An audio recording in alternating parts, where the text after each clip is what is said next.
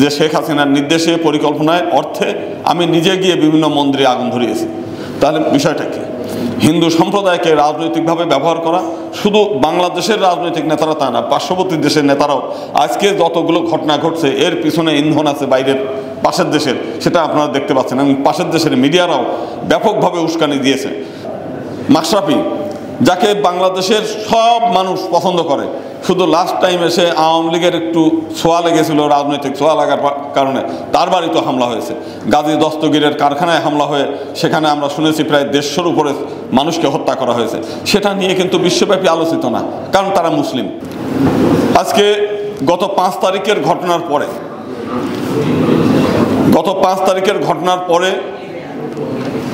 5 তারিখ বিকাল থেকেই যেহেতু একটি স্বৈরাচারী সরকারের পতন ঘটেছিল এবং এই ঘটনাকে কেন্দ্র করে স্বৈরাচারের যারা দোসররা রয়েছে তারা এই দেশে একটা বড় ধরনের ম্যাসাকার তৈরি করে, সন্ত্রাস তৈরি করে আবার একটা অস্থিতিশীল পরিবেশ তৈরি করার চেষ্টা করেছিল এবং সেই ধরনের পরিকল্পনা করেছিল। এবং এইটা জানার পরপরই সেই বিকাল থেকেই বাংলাদেশের আলেম সমাজ, বিভিন্ন মাদ্রাসার ছাত্ররা, তারা সঙ্গে সঙ্গে সেই বিকাল থেকেই বিভিন্ন হিন্দু পাড়া মহল্লা এবং মন্দিরগুলোতে আমরা দেখেছি তারা পাহারা বসিয়েছে এবং দীর্ঘ প্রায় 15-20 দিন ধরে তারা দিন রাত এই মন্দিরগুলোতে তারা পাহারা দিয়েছে। যে সময় এই মন্দিরের সভাপতি সেক্রেটারিরা আগেই পালিয়ে গেছে। কারণটা কি? কারণ এই স্বৈরাচারের দোসররা ছিল শুধুমাত্র দেশ দখল করে নিয়ে দেশ বিক্রি করেছিল তা না, প্রত্যেকটি মন্দির পর্যন্ত তাদের নিয়ন্ত্রণে নিয়ে গিয়েছিল। এবং যেহেতু তাদের নেতা যখন পালিয়েছে তখন তারাও পালিয়ে গেছে। তো সেই অবস্থায় আজকের আলেম সমাজ যে ভূমিকা রেখেছে সেই ভূমিকার জন্য আমরা সারা দেশের হিন্দু সম্প্রদায় তাদের প্রতি কৃতজ্ঞ। একই সঙ্গে আচ্ছা, এই কুমিল্লার চট্টগ্রামের যে চট্টগ্রামের ঘটনায় একজন নবীন আইনজীবী, নবীন বলতে গেলে তিনি সুপ্রিম কোর্টের আইনজীবী, তার একটি ছোট্ট সন্তান আছে, তার স্ত্রী সন্তান সম্ভাবা, এবং তারাও তরুণ আইনজীবী। তার জীবনটা ধূলিসাৎ হয়েছে, সে নিহত হয়েছে, তার স্ত্রীর জীবন ধ্বংস হয়েছে, তার অনাগত যে শিশু, যে জন্ম হওয়ার পরেও তার পিতারকে দেখতে পাবে না, এবং যে বাচ্চা শিশু তার জীবনটা ভবিষ্যৎ অন্ধকার হয়েছে। সেই নৃশংসভাবে হত্যাকারী যারা, এরকম একটা হত্যা কেন ঘটলো? সেই হত্যাকারী হত্যার পরে অনেকেই মনে করেছিল সারা দেশে আগুন জ্বলবে, হিন্দুদের বাড়ি ঘরে আগুন জ্বলবে। কিন্তু আমরা দেখেছি যে এই সারা দেশের আলেম সমাজ, বিশেষ করে সেই ছেলেটা ছিল ইসলামী ছাত্র শিবিরের একজন নেতা, তো তাদের চেইন অফ কমান্ড কতটা শক্তিশালী হলে যে নেতারা বলেছে যারা হত্যাকারী তাদের শাস্তি হবে, সারা দেশের মানুষের জন্য দায়ী না, অথবা সারা দেশের মানুষকে আমরা অত্যাচার করব না। এবং যে কারণে আজকে বড় ধরনের একটা অঘটন থেকে বাংলাদেশ রেহাই পেয়েছে। ঠিক এই ঘটনাটা ছাত্র শিবিরের যদি সংগঠনের ছাত্র না হতো, সংগঠনের সদস্য না হতো, বাংলাদেশের অন্য কোনো দল অথবা পার্শ্ববর্তী দেশের এইরকম একটা ঘটনা ঘটলে সারা দেশ ধরে আগুন জ্বলতো, এটা নিঃসন্দেহে বলা যায়। আমরা সে কারণেও তাদের প্রতি ধন্যবাদ জানাই। দেখেন, হিন্দু শাস্ত্রের বিধান হচ্ছে, বেদে বলা আছে অয়ং নিজাহা পরবেতি গণনা লঘু চেতসাম উদার চরিতানাম তু বসুধৈব কুটুম্বকম। বলছে যে হচ্ছে নিজেকে নিজ বলে এবং অপরকে অন্যেরা পর এইরকম গণনা করে, তো সে হলো ছোট হয়ে যায়। বরং যে জগতের সমস্ত জগৎকে যিনি কুটুম্ব আত্মীয় হিসেবে ভাবে, তারাই এই জগতের সবচেয়ে বড় বলে প্রতিষ্ঠিত হয়। এবং আমাদের শাস্ত্রে বলছে সর্বেশাং মঙ্গলাং ভুয়াত সর্বে শান্তি নিরাময়া সর্বে ভদ্রাণী পশ্যন্ত মা কশ্চিৎ দুঃখ ভাগ হবে।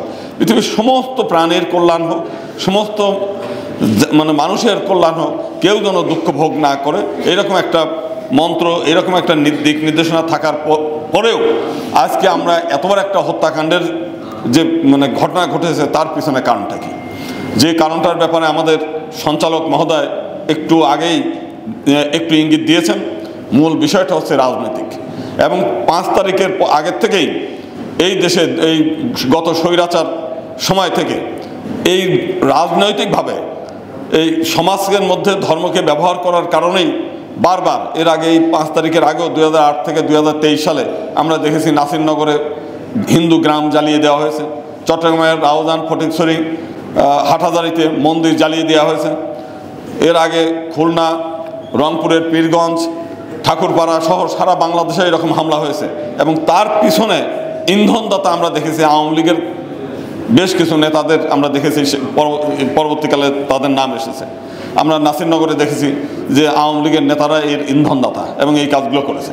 এবং গত টার্মে 1992 সালেও আপনার সমস্ত ঢাকেশ্বরী মন্দির সহ সারা দেশে যে মন্দিরগুলোতে হামলা হয়েছিল সেখানের ব্যাপারেও শেখ হাসিনার ব্যক্তিগত সহকারী মতিউর রহমান রেন্টু লিখেছে যে শেখ হাসিনার নির্দেশে, পরিকল্পনায়, অর্থে আমি নিজে গিয়ে বিভিন্ন মন্দিরে আগুন ধরিয়েছি। তাহলে বিষয়টা কি?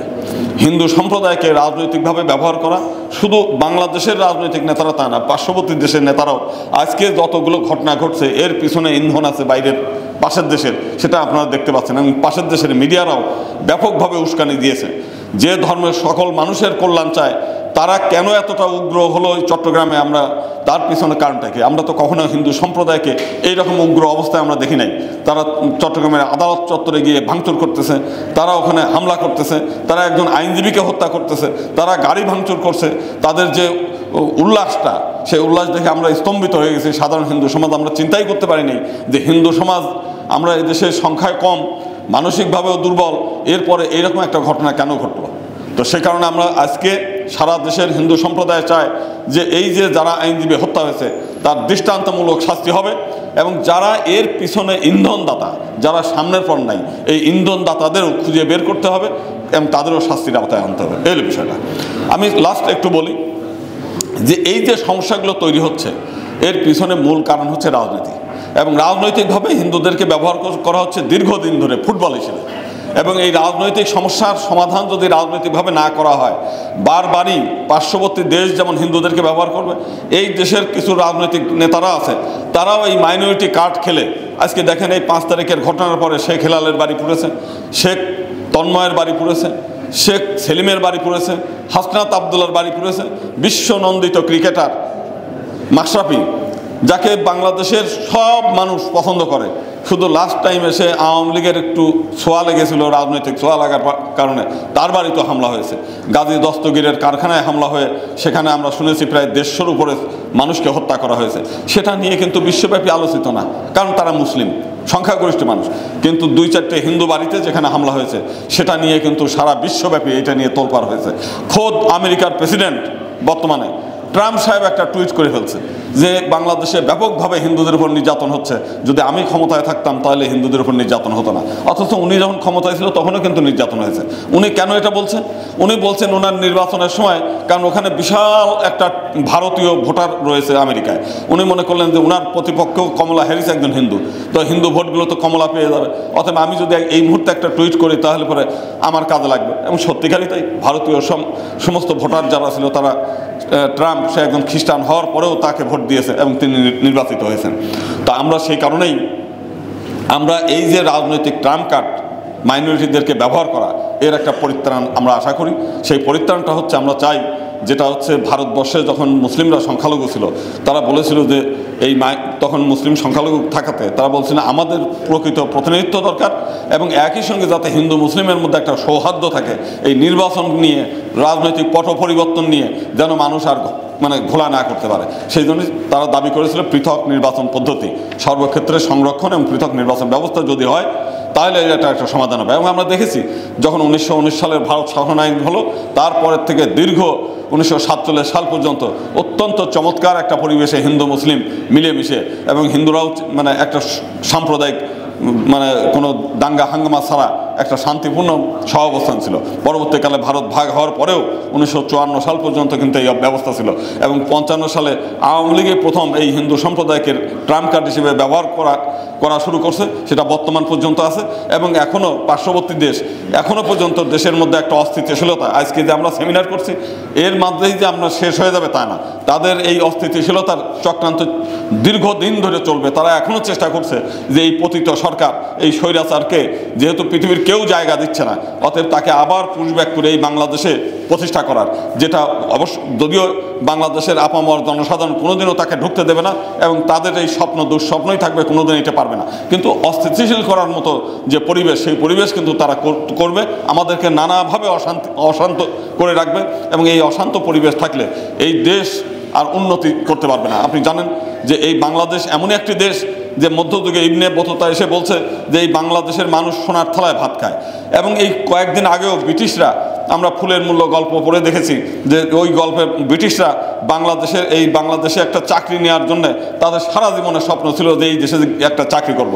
আজকে আমরা শুধুমাত্র আমাদের রাজনৈতিক কারণে, রাজনৈতিক কিছু ব্যক্তির কারণে আজকে যারা আমাদের 1.5 কোটি ভাই যারা বিদেশে মানে রাস্তায় ঘুমায়, ছাদের উপরে ঘুমায়, মানে কষ্ট করে টাকা পাঠায়, আর আমাদের এখানে দুর্নীতিবাজ কিছু মানে নেতা যাদেরকে জোর করে, আমরা সেবা চাই না, তারা জোর করে জনগণের সেবা করবে। কারণটা হচ্ছে এইখান থেকে কোটি কোটি টাকা তারা এই মানুষের কষ্টের টাকাটা আবার তারা বিদেশে পাচার করে।